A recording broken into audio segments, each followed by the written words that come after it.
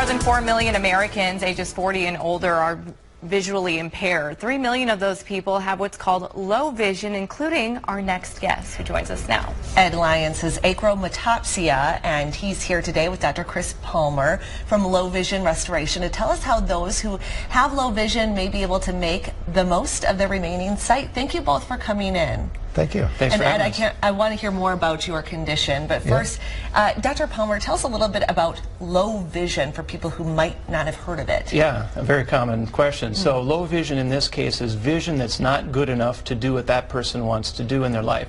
And it can be from any number of conditions. It can be born that way, or we call congenital, or develop over time.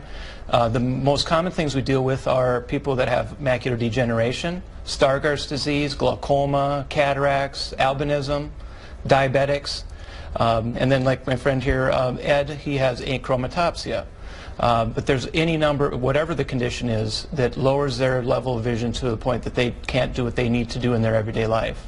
And Ed, you were diagnosed at a very early age. You've had this problem since you were born. Yes. So how has it maybe changed working with Dr. Palmer? Well, my life has been a lot more liberating because of, playing golf, being able to take my kids to sporting events where my wife would have to do the driving before, being able to see people's faces at a distance, friends, things like that. And so it's really opened up a big world with going to sporting events, being able to see the puck at a wild game as an example. Wow. It's always a good thing, especially when yeah, it's playing. Exactly. Absolutely. And the puck is moving around pretty fast. So just lifestyle changes have really happened since seeing Dr. Palmer a few years ago. And I know, Dr. Palmer, you brought in some examples for people, because it's hard to imagine, if you don't have low vision, what it's like. Here, this is what it looks like, somebody with normal vision who sees a mountain scene.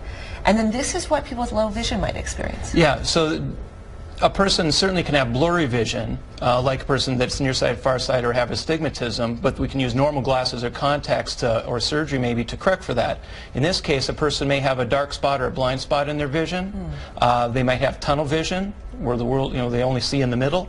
And there are devices that, like we have here, that can... This is tunnel vision right here?